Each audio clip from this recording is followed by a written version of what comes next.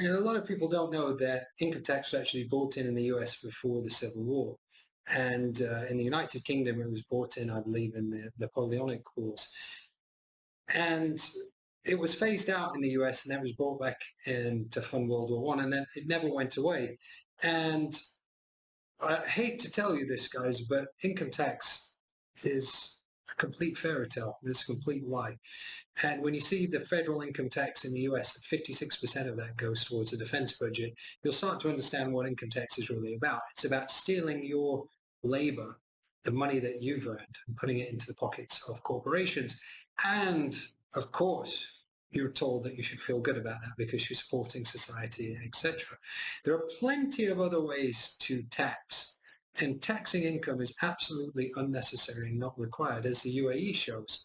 So you can have sales taxes on items that are consumed, such as luxury items.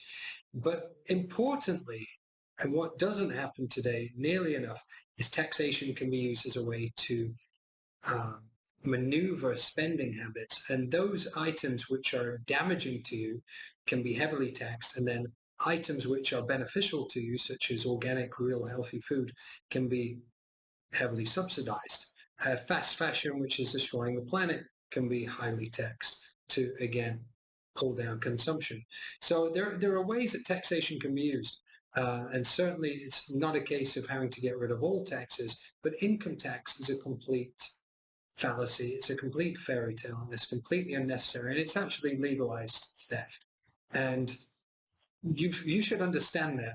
And my opinion on it is, if you can, be in a country that doesn't steal your money from you and doesn't do this whole cat and mouse game of the more you earn, the more you should be taxed, which in itself is nonsense, because if you're earning more, you're actually paying more in tax anyway. So why then should you be taxed even more at a higher rate because you're earning more? And of course, it's a really popular one to say tax the rich more, tax the rich more.